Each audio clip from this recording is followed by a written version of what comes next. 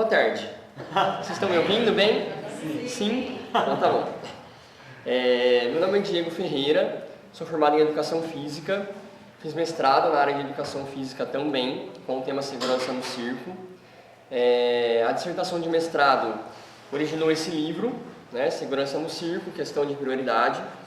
É um livro que já tem alguns anos, e aí a limitação da mídia impressa, né, muitas coisas aqui eu já atualizaria e teria escrito de forma diferente, mas ainda assim é um bom norte para a gente começar uma reflexão sobre cultura de segurança, sobre segurança no circo. Tá? A ideia da palestra de hoje é falar um pouquinho sobre segurança no circo, nortear, né, onde a gente está, quando a gente fala de circo, né, o que a gente está falando, e os desafios que a gente já venceu e os que a gente ainda tem pela frente. Tá? Então vou começar, no final vai ser aberto um tempo para perguntas, e aí fiquem à vontade, anotem se quiserem para não esquecer, para a gente poder fazer um debatezinho aí no final da fala, beleza? Queria agradecer a Lud principalmente, né, que foi meu primeiro contato aí, junto com o Lírio, a Lana, que todos já estiveram lá em Campinas, fazendo o curso, a Bela também, pelo convite, pela oportunidade. É uma honra estar aqui em Brasília, dividindo esse espaço de formação junto com o Dan e com o Vini, que são as referências aqui de montagem e que vão dar continuidade no projeto, com o processo de estágio aí com os alunos que participaram do curso. Então me sinto muito honrado pelo convite, espero que eu possa contribuir na formação e na reflexão de vocês sobre segurança no circo, que é um tema extremamente importante. Bom, para a gente começar, a gente precisa nortear de que circo a gente está falando. Se a gente for fazer um cruzamento, né, de todas essas situações que existem no circo, aulas, treinos, manutenções, espetáculos, montagens e desmontagens, e atualmente todos eles acontecem em diversos âmbitos, em lonas e tendas, né, estruturas itinerantes, empresas, escolas, universidades, teatros. Cada situação dessa, em cada âmbito desse, tem uma particularidade diferente, sobretudo na questão da segurança, né? Não só da montagem, mas também do procedimento do fazer circense dentro de cada situação e dentro de cada espaço. Então, ministrar uma aula num espaço aberto é diferente de ministrar uma aula dentro de uma escola. Fazer uma montagem num ginásio é diferente de uma lona, né? De uma estrutura itinerante. E isso é algo que dificulta muito a gente ter uma padronização. Então é muito difícil, o pessoal busca por uma padronização. Eu particularmente defendo que a gente tenha princípios de segurança e que cada técnico possa adotar suas preferências sem esquecer desses princípios. Então tudo isso é o que a gente chama de circo, né? E essa é a principal característica do circo, é a diversidade. A gente vai falar um pouquinho hoje sobre 3 conceitos chaves, né? Na verdade 4, 2 que estão bem ligados, e isso é principalmente para a gente nortear a discussão, e vocês vão ver que não serve só para o circo, né? É uma mudança para a vida. Então a gente vai falar sobre risco e perigo, sobre acidentes, sobre segurança.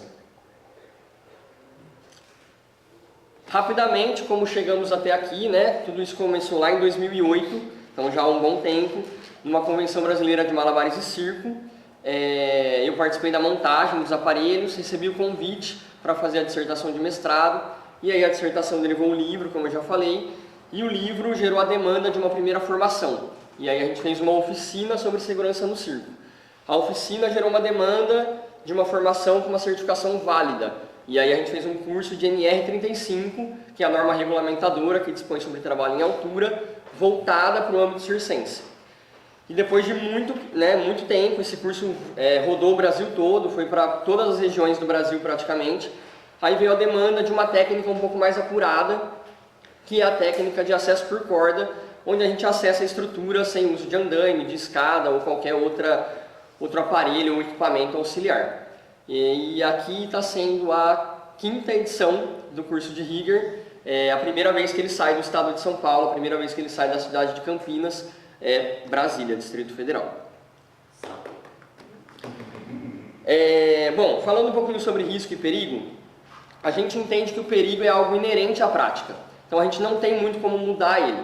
Então quando eu estou trabalhando em altura, o perigo é a altura e ele está sempre presente, né? Quando eu estou nadando no mar, na piscina, o perigo lá é a água, né? Ela oferece vários tipos de perigo, vários tipos de risco. Um deles é o afogamento, por exemplo. Na altura, um dos riscos é a queda de pessoas ou a queda de objetos. Então o perigo ele vai estar sempre presente. A nós cabe mitigar os riscos, ter um controle desses riscos para poder evitar possíveis acidentes. Bom, a gente então trata o risco como sinônimo de incerteza. Eu posso fazer uma montagem como essa que está aí no exemplo, né, numa estrutura de uma altura relativamente grande, com os meus EPIs, seguindo o procedimento de segurança ou não. Né? Isso é muito comum, inclusive, no âmbito circense, pelas habilidades físicas e motoras que os artistas têm. Então, não, eu consigo subir lá e aí eu faço uma curva lá e já monto e tal, não preciso de aparelho. Mas o grau de incerteza desse trabalho feito dessa forma é muito grande, né? Eu posso ser vítima ali de um choque elétrico, eu posso ter um mal súbito, né? Passar mal, minha mão pode escorregar, e aí eu não tenho nada que me proteja do risco principal relacionado ao perigo que é a altura, que é o risco de queda, tá? Embora ele seja sinônimo de incerteza e inextinguível, né? Ou praticamente inextinguível, a grande maioria das atividades, se não todas, tem algum tipo de risco inserida nela, né? Eu sempre me desafio todos os dias a pensar numa atividade que é 100% segura, e até hoje eu não achei. Mas mesmo sendo inextinguível, ele é altamente controlável, né? A gente está numa era que a informação acontece muito rápida, né? Enquanto a gente está falando aqui, em toda parte do mundo, inclusive no Brasil, tem muitas pessoas desenvolvendo novos equipamentos, novos protocolos, então a informação ela gira de uma maneira muito rápida. Isso nos possibilita controlar de uma forma muito eficaz os riscos envolvidos nas atividades, sobretudo nas atividades circenses. Bom, uma coisa que dificulta muito o controle do risco é o ser humano, é a percepção que a gente tem. Então a minha percepção pode ser diferente da percepção do Lírio, da Alana, da Bela, e às vezes uma coisa que para mim precisa ser melhorada, para eles não precisa. E isso está muito ligado à vivência que a gente teve, né? Há 10, 15, 20 anos trabalhando com segurança, com montagem, cada um teve a sua vivência, cada um se embasa, né? Tem um embasamento numa escola diferente. Algumas pessoas mais na indústria, outros vêm mais da área esportiva, outros vêm só do circo mesmo, outros vêm de todas essas áreas e aí vai buscando conhecimentos para formar um procedimento próprio para o circo. E aí isso vai gerando percepções diferentes, tá? Inclusive, se você provavelmente perguntar para uma criança que nasceu no circo, que viveu no circo, cresceu no circo e hoje é adulto e voa no trapézio de voos lá desde quando era criança, se voar no trapézio é perigoso? Muito provavelmente a resposta vai ser que não, ou que tem coisas muito mais arriscadas do que isso. Se você perguntar para minha mãe, muito provavelmente a resposta vai ser que isso é algo extremamente arriscado, porque são percepções diferentes. Essa pessoa vivenciou essa atividade a vida toda, né? Enquanto que a minha mãe só foi espectadora com o objetivo realmente de sentir aquele frio na barriga quando a pessoa está passando do trapézio do volante para a mão do portão. Então percepções diferentes às vezes dificultam a análise de risco e o controle dos riscos. Vou trazer rapidamente aqui a citação de um autor, na verdade ele é organizador de um livro que chama Circo no Risco da Arte, que é o Vallon. E aí basicamente ele fala que o artista está sempre nesse jogo do desequilíbrio, né, entre o equilíbrio e a queda. E isso se impõe que se corra o risco, tá, de uma forma natural. Então vários títulos, né, mostram o circo como uma arte do risco. E aí eu costumo falar para as pessoas, né, o pessoal fala, pô, então não seria melhor mitigar ao máximo o risco do circo? Depende, né, o risco físico ou o estético. Quando a gente vai assistir uma apresentação de circo, a gente quer que aquilo nos passe uma ideia de que é muito arriscado, né? Sentir aquele frio na barriga, aquela emoção. E aí ele vai citar no livro dele algumas fases do aprendizado do risco para o artista. E a última fase é a virtuose, que é quando o artista consegue demonstrar para o público um risco enorme, mas na verdade ele está plenamente no controle da situação. Então aquela hora que o aramista, né, tá lá na corda bamba, no arame, ele quase cai, mas ele não cai. Aquilo foi ensaiado diversas vezes para parecer que era um quase cai, né? Então essa fase é a fase mais difícil de ser atingida pelo artista, onde ele garante a segurança sem perder o risco que causa para a gente fascínio, né? Não tem como explicar por que a pessoa quer escalar o Everest. Pô, por que o cara sai, vai lá passar frio, por que a pessoa quer voar de asa delta? Né? No meu caso, que venho da espeleologia, por que a pessoa quer descer num abismo a 200, 300 metros para baixo da terra? Tem muita explicação, né? A maioria das pessoas não entendem até vivenciar isso, porque o risco causa esse fascínio nas pessoas. Passando um pouquinho para o segundo conceito, que é o acidente ele está diretamente ligado ao risco. Quanto maior o risco, maior a incerteza, maior a probabilidade da ocorrência de um acidente. Todo acidente ele vai ter diversas causas. É difícil um acidente causado por um único fator. Normalmente são várias causas que vão se acumulando e acabam num acidente. Mas o fator humano ele é sempre muito preponderante na ocorrência de um acidente. Ah, mas o equipamento estourou. E agora está indo esse ano para 24 anos que eu trabalho com segurança. Eu nunca vi um equipamento estourar se ele tiver sido dimensionado para aquilo, usado para que ele foi projetado, em bom estado de conservação, dentro do prazo de validade, se ele tem procedência. E quem escolhe qual equipamento usar? É o ser humano, né? Então, a gente sempre está, de uma forma ou de outra, direta ou indiretamente, ligado e responsável ou corresponsável por qualquer acidente que aconteça, tá? Todos os acidentes vão causar danos e consequências das mais diversas naturezas. Então a gente pode ter um dano físico, um dano material, consequências psicológicas, consequências jurídicas, né? Inclusive dia 30 de julho vai ter um bate-papo com uma aluna de circo que também é advogada, vai falar um pouco sobre isso, né? A responsabilidade civil e criminal dentro da esfera circense, para professor, para artista, enfim. Já fica o convite aí. Bom, eu não vou falar de todos, mas quando a gente pensa em acidente no circo, é muito fácil. Se você der um Google ali, uma busca, você vai encontrar vários de diversas naturezas, envolvendo animais, envolvendo coisas aéreas, envolvendo choque elétrico, envolvendo aparelhos feitos de maneira errada, tudo que vocês possam imaginar, tá? Mais alguns aqui, são só 2 páginas que em 10 minutos você acha lá.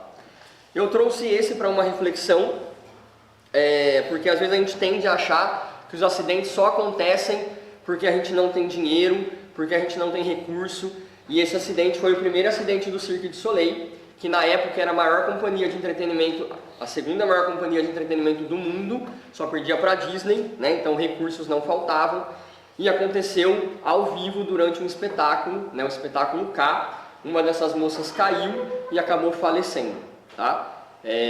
Então não, o acidente, o risco, ele não escolhe cor, classe social, ele pode acontecer em qualquer lugar, e você só tem que trabalhar dentro dos seus limites de conhecimento, dos seus limites de procedimento para garantir a segurança das pessoas. Eu sempre falo muito para os meus alunos, quando eu dava aula, né, dei aula durante 10 anos de aéreos, quando eles iam me perguntar onde eu compro um tecido, minha primeira resposta era: você já tem um colchão? Não, então primeiro você compra o colchão, depois você compra o tecido, né? Então é sempre pensar nisso. Eu estou sempre controlando riscos, né? Não adianta querer pular a etapa, tá bom? Esse outro acidente também, que eu acho que foi um marco bastante importante, porque tinham muitas pessoas envolvidas, presas, né, fazendo força capilar numa estrutura, e toda a estrutura veio abaixo, várias brasileiras também envolvidas nisso, e foi a OSHA, né, acabou soltando um relatório, que é um órgão americano, bem completo, e a causa foi a quebra, a ruptura de um mosquetão para 40 kN. Então também quebrando um pouco aquela ideia que às vezes a gente tem de olhar um mosquetão e falar: pô, mas é para 40 kN, 4.000 quilos, então eu posso prender o que eu quiser. Não, né? Depende de como esse mosquetão vai ser usado, se ele está sendo usado da maneira correta ou não, qual carga vai atuar sobre ele, como ela vai atuar sobre ele. Então a gente também não pode, que acontece muito, né, desmerecer o trabalho do montador, do rigger, né? No caso aqui em Brasília a gente tem duas referências presentes, que é o Dani e o Vini, e achar que é simplesmente chegar, pôr uma faixinha, pôr um mosquetão e pôr meu aparelho. Nem sempre é. Né? Às vezes por trás dessa simplicidade tem muita ciência, tem muito estudo, tem muita vivência envolvida. Trazer para vocês esse gráfico, já entrando agora numa parte bem de cultura de segurança. Esse gráfico ele é muito usado, né, em cursos de segurança no trabalho.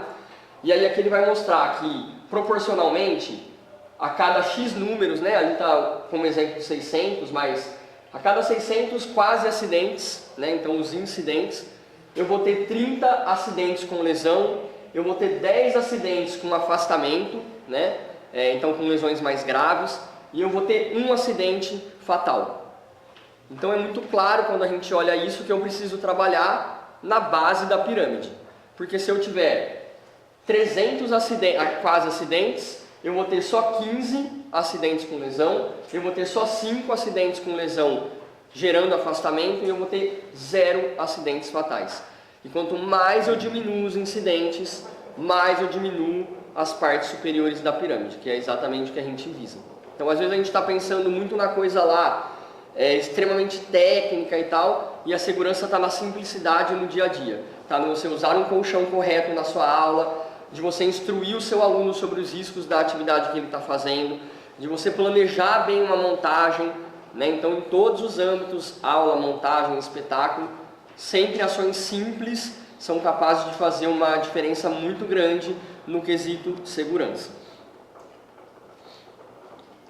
E o último conceito, que é a segurança propriamente dita, que a gente trata ela como um conjunto de saberes, né? Então nesse livro tem muita coisa da construção civil, tem muita coisa da indústria, tem muita coisa da área hospitalar, da aviação civil, que é extremamente avançada na parte de segurança, e aí a gente vai vendo as coisas que acontecem, né, em cada âmbito e vai falando, pô, isso encaixa no circo, isso também, e vai criando um protocolo próprio, tá? A gente divide a segurança em 3 etapas.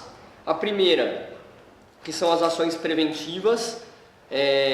Se a gente parasse aí, seria perfeito, né? Porque a gente não teria acidente, mas vai ser muito difícil, né? A gente sempre tenta prever todos os riscos, mas no curso agora que durou uma semana eu dei vários exemplos de riscos muito difíceis de serem previstos e que a gente só descobre a hora que acontece um acidente, né? Infelizmente.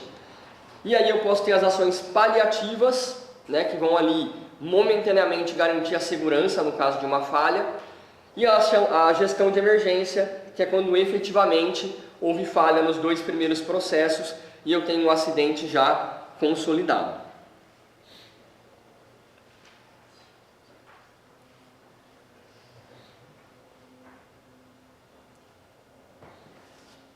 Falar um pouquinho sobre as falhas mais comuns, né, no âmbito do circo. Vocês podem ver que as falhas relacionadas ao ser humano estão sempre na parte de cima, né, nesse organograma aí. Vou começar de baixo para cima então, tá? Falta de manutenção e inspeção periódica. Então a gente tem essa tendência de achar que eu instalei um aparelho, que eu comprei um colchão, que eu não preciso mais trocar, né? Aquilo é eterno. Eu não faço inspeção, eu não dou manutenção, né? O pessoal compra o trapézio e aí rasga a parte do acabamento, a pessoa reclama, mas meu, você está usando, né? Você precisa ter manutenção, não é porque o trapézio é ruim, é porque ele está sendo usado, tá? Então é uma cultura que a gente também precisa estabelecer, e a gente vem tentando estabelecer isso inclusive do ponto de vista de garantia do serviço prestado, né? Se você compra um carro e não troca o óleo a cada 10 mil quilômetros ou 6 meses e o seu motor funde, não interessa que ele está na garantia, você perdeu a garantia. Então se eu faço uma instalação e o cliente não faz a inspeção, e não precisa ser com a nossa empresa, pode ser com qualquer um, né? Não é uma venda casada, ele tem que fazer a inspeção com um técnico competente. Se ele não fizer, ele perde a garantia do serviço, e aí é por conta e risco dele, tá? Equipamento adaptado e ultrapassado. A gente tem uma barreira ainda muito grande no circo, que melhorou muito, né, nesses anos que eu estudo segurança, demais, mas ainda existe uma barreira para aceitação de novas tecnologias, né, por algumas pessoas. E isso só prejudica, né? Porque as coisas evoluem, e às vezes a gente quer ficar num fazer mais antigo por puro saudosismo, né? Então, uma das pessoas que compuseram minha banca de mestrado foi o professor Dr. Mário Bolognese, que além de ser docente lá da USP, também é de família tradicional circense, então acho que tem bastante propriedade para falar disso. E eu lembro até hoje na minha defesa que a fala dele foi: algumas tradições atrapalham a evolução e comprometem diretamente a segurança do artista, e outras precisam ser mantidas a qualquer custo. A gente precisa entender qual tem que ser melhorada, aprimorada, atualizada e qual tem que ser mantida. Acho que esse é o grande desafio do diálogo do circo, não gosto desse nome, mas para simplificar, do circo dito tradicional para o circo dito contemporâneo, tá? Reforçando que eu acho que essas não são as melhores nomenclaturas para isso. Na construção de equipamento, o circo viveu um boom, né, nos últimos anos, e aí os equipamentos que antes eram produzidos pelos chamados mestres circenses ou por pessoas que tinham esse conhecimento do fazer manual, com cuidado, com segurança, com equipamentos e matéria-prima adequada, teve um boom, e hoje você acha na internet lira por R$200, trapézio por 250.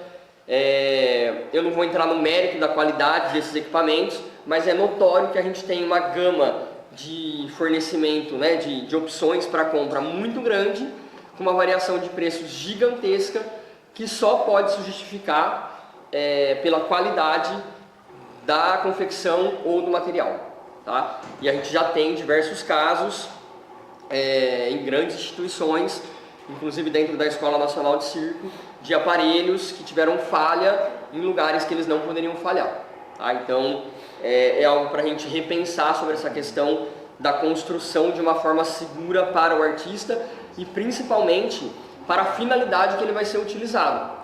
Uma coisa é fazer uma lira, um trapézio, qualquer aparelho, para alguém que vai prender na sua casa e vai usar como hobby ali durante a semana e tal. Outra coisa é um aparelho para a Escola Nacional de Circo, onde o objetivo é pesquisa, e você tem ali 30, 40, 50 alunos de segunda a sexta, das 8 às 6 da manhã, fazendo circo o tempo todo, né? Sem limite. Tipo, a ideia veio, vamos testar, Então realmente não dá para você ter um aparelho que seja limitante em relação à segurança para esse público.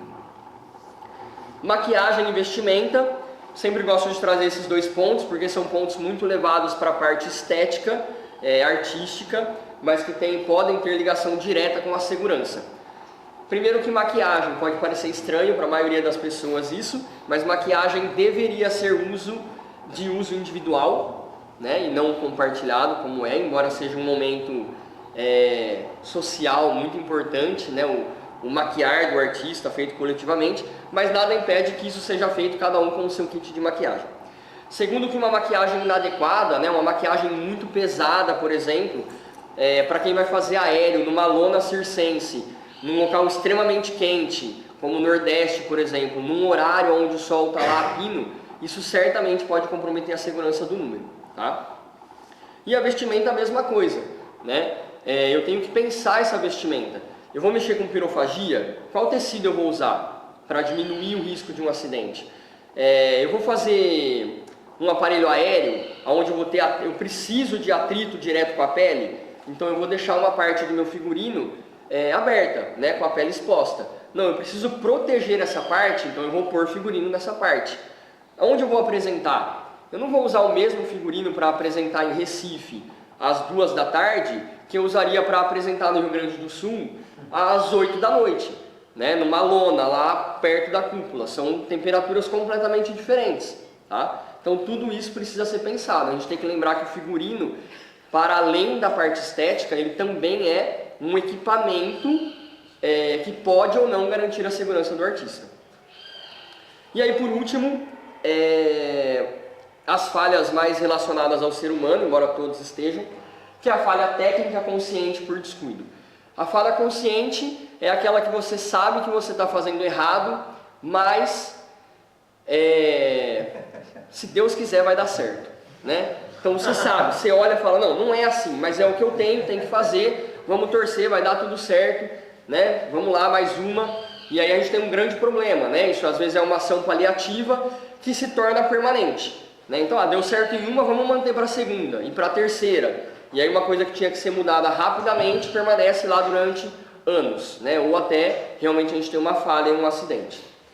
A falha por descuido, todas elas podem ser cometidas por qualquer pessoa, né? Obviamente, mas essa falha é muito comum por pessoas que têm muita experiência, né? Ou que dizem que têm, ou que acreditam que têm muita experiência.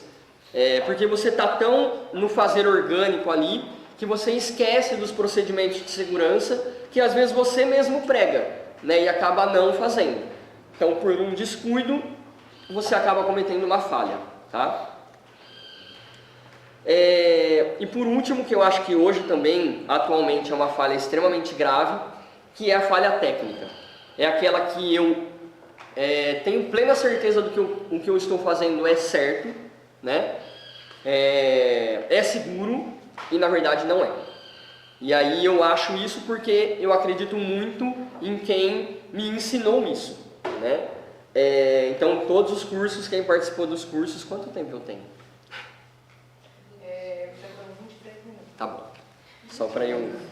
Quem fez o curso sabe que se deixar, eu vou embora.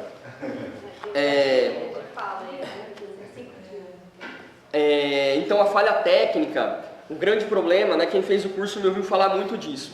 Sejam críticos ao adquirir conhecimento. Então se alguém te falar, meu, isso aqui é assim, mas por que é assim? Por que não é desse outro jeito?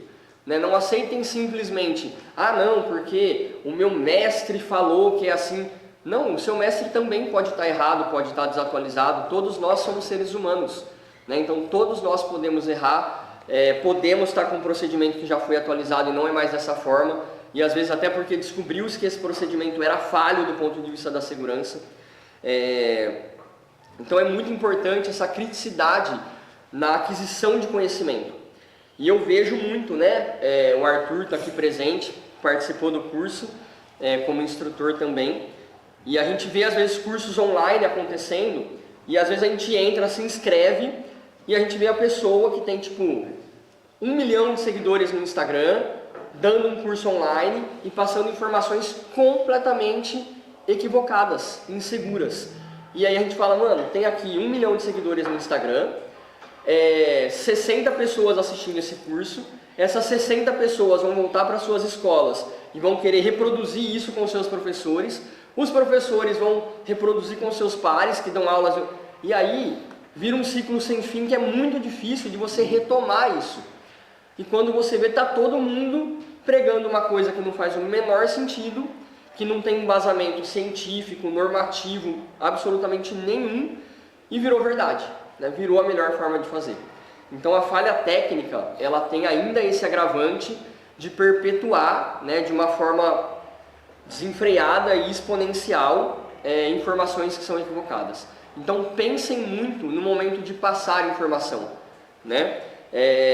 Essa semana foi muito gratificante para mim, e aí eu vou pedir a permissão para citar o Douglas, que está aqui, que também é professor, quando ele me falou, meu, eu fiquei muito satisfeito com a sua postura enquanto professor, quando te faziam perguntas e você respondia, não sei.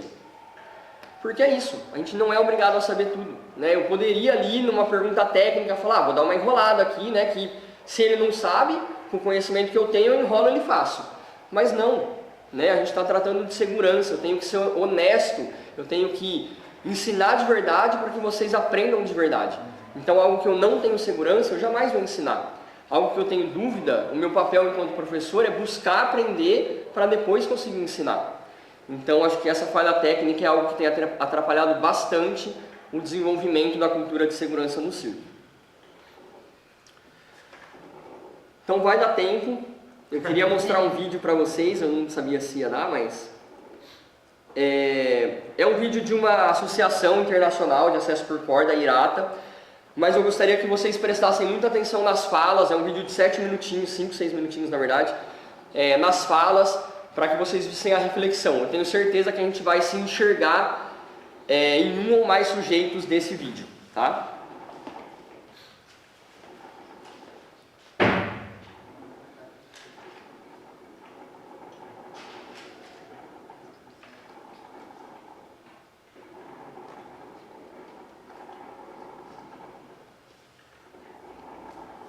ter que partir. Desculpe, estou muito atrasado. Certo. O Richard vai estar me aguardando. Está bem. Ok. Você tem um bom dia na escola, William. Eita, agora começam os problemas, né? Certo. De tecnologia. Oi, Lucy. Está tudo bem? Nossa, essa viagem foi um pesadelo. O Richard está me olhando com ar de reprovação. Vou ter que começar aqui. Vou voltar, tá? Vou ter que partir, desculpe. Estou muito atrasado. Tudo certo. O Richard vai estar me aguardando. Está bem. Não se Ok. preocupe. Você tem um bom dia na escola, William. Você fique bem. Sim, Cuide-se. até mais tarde. Certo. Se cuide. Te vejo mais tarde. Cuide-se. Oi, Lucy. Está tudo bem? Nossa, essa viagem foi um pesadelo. O Richard está me olhando com ar de reprovação. Vou ter que começar aqui. Estava prestes a ligar pra você, estava me perguntando onde você foi Desculpe, parar. amigo. Desculpe. Foi uma longa viagem. Sem problema, sem problema. O equipamento está no porta-mala Sim, do sim. carro? Melhor pegar e tirar do carro. Vamos ter que resolver valeu. esse trabalho.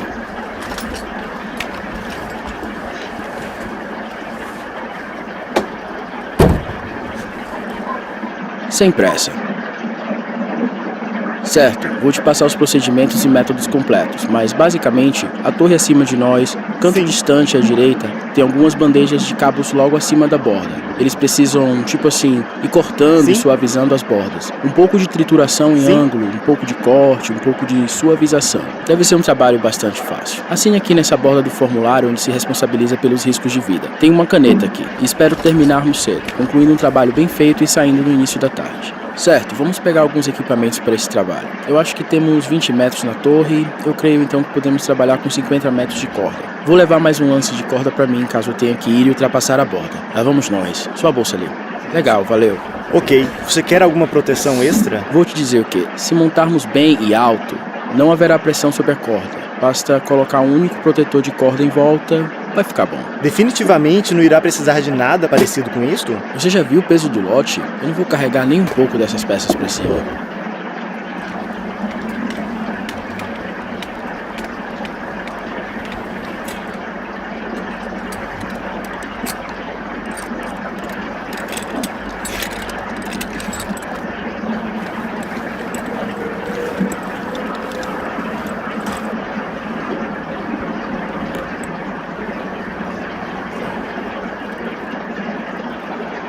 Ok, as cordas de segurança à sua esquerda.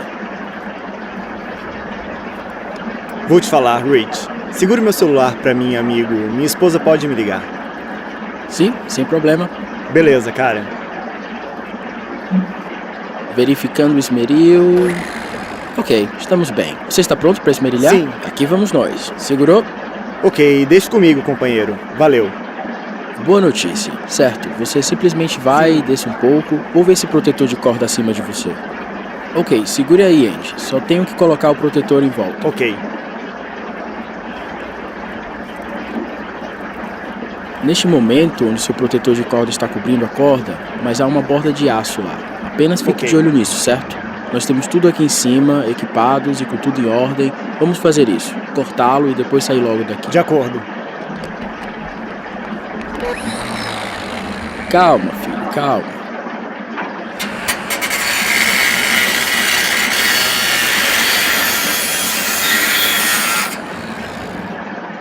Certo, aguarde, respire um pouco por alguns minutos. Seus óculos de proteção estão ficando embaçados.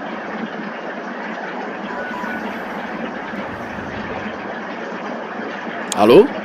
Oi, o Andy está? Não, o Andy está abaixo de nós fazendo um trabalho. Ele está quase acabando? Na verdade, ele não tem como pegar o celular no momento. Ele está um pouco, tipo, de mãos ocupadas. O clima está sombrio aqui hoje. Ele está apenas fazendo a última parte do trabalho.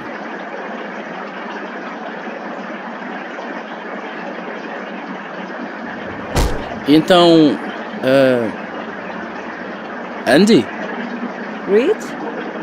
Andy! Rich? Rich?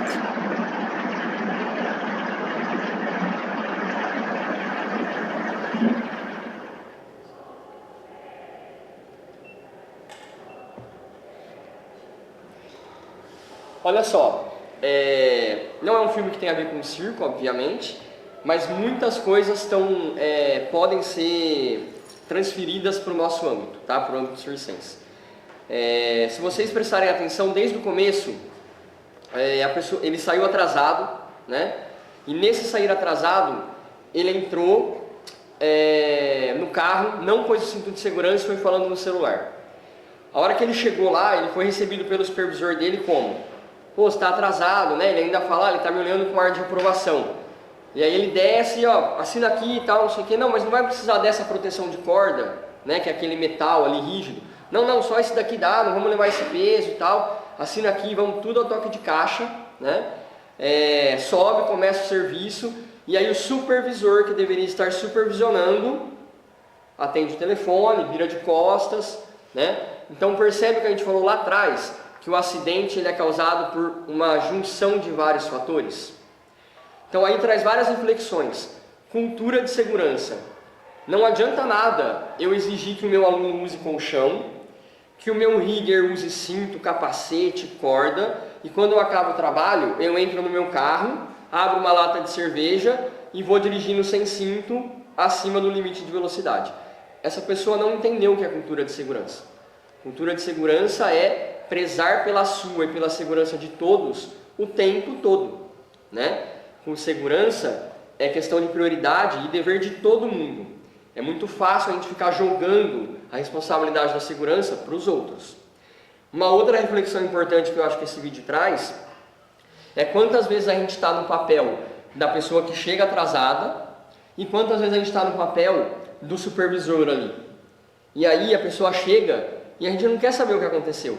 Então muitas vezes a gente esquece que, ainda mais nos dias de hoje, né, nessa correria, que no fundo, ou melhor, que em primeiro lugar, né, mas hoje está no fundo, todos nós somos seres humanos e passíveis de falha. Então você nunca vai, às vezes você não pergunta, se atrasou, aconteceu alguma coisa, está tudo bem?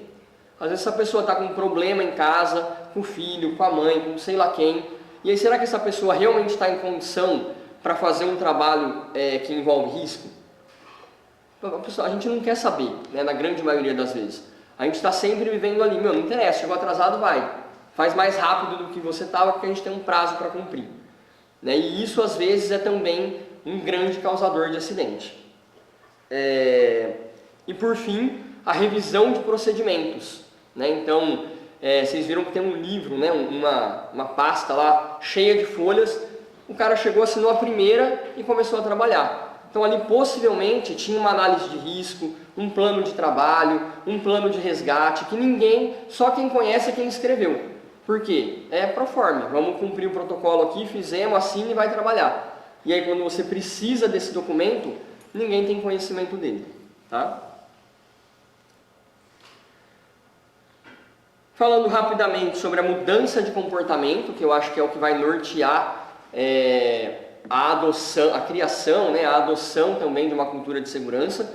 Cultura é algo muito difícil de ser mudado, porque a gente viveu nessa bolha, cresceu nessa bolha cultural, né, cada um dentro da sua família, dos seus amigos, do seu trabalho, enfim. Então a mudança de comportamento ela realmente é um desafio. Então ela é difícil, mas ela é possível. E a gente passa por algumas etapas.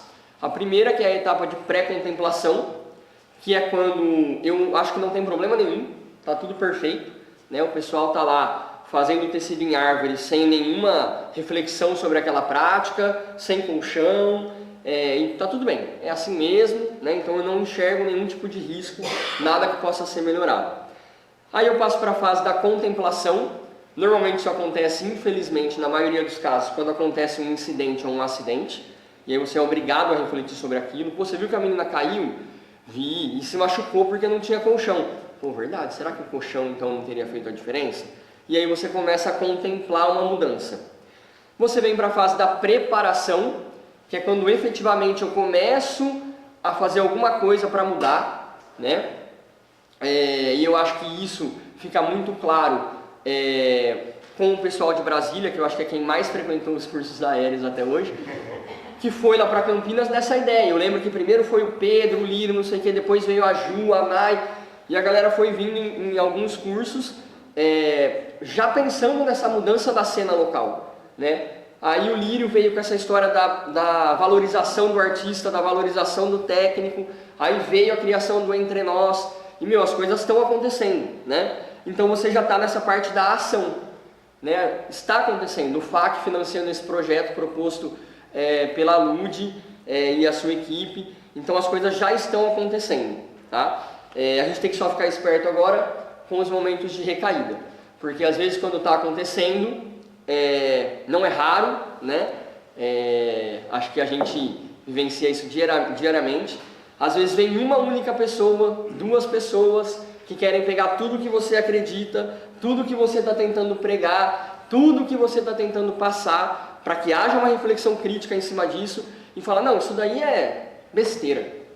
Vamos todo mundo trabalhar sem estar preso em nada, que é mais rápido, é melhor, é assim, eu sempre fiz assim, é assim que vai ser, né? E aí isso destrói tudo que você construiu, que é a tal da recaída, né? Então, a gente faz um procedimento de segurança, às vezes, para um espaço, olha, aqui funciona dessa forma, só com colchão, o nó utilizado é esse, para a gente ter uma padronização e todo mundo olhar e falar, olha lá, o nó está certo, conhecer esse nó, e aí a gente tem uma recaída num momento que tem que ser resolvido algo rápido, né? E a segurança nem sempre ela é rápida, ela é segura, mas nem sempre é um meio mais rápido, e aí a gente tem recaídas que podem trazer a gente lá para baixo de novo, tá? Então a gente precisa de uma manutenção, e isso só é feito por um coletivo, porque quando alguém tem uma ideia que vai para esse lado da recaída, outra pessoa desse coletivo fala, não, cara, não é por aí. Vai ser mais demorado, talvez vai ser mais trabalhoso, mas lembra que vai ser mais seguro. No final vai valer a pena. Então é essa manutenção até que a gente tenha uma efetivação, que é o quê? A cultura de segurança. Quando todo mundo entender que a gente não precisa mais pensar segurança da forma como a gente pensa hoje. A gente vai pensar só para o aprimoramento, né? Isso já vai fazer parte da nossa cultura.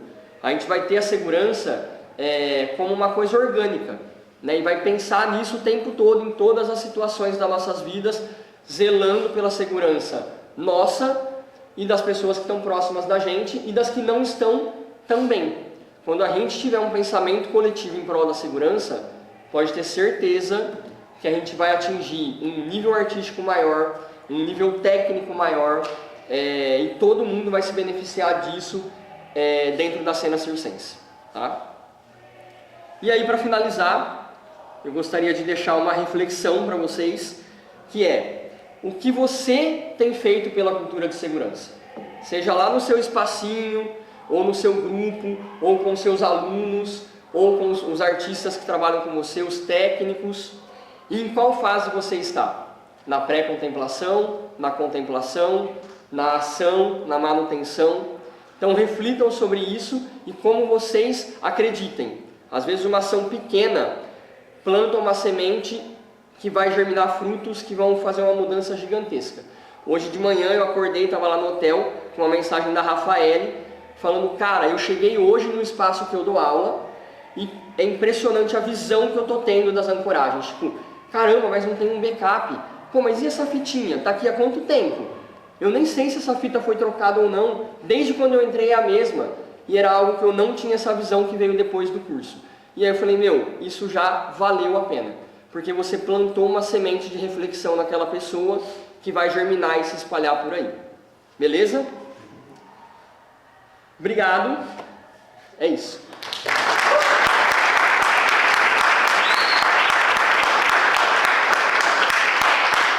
Eu amo!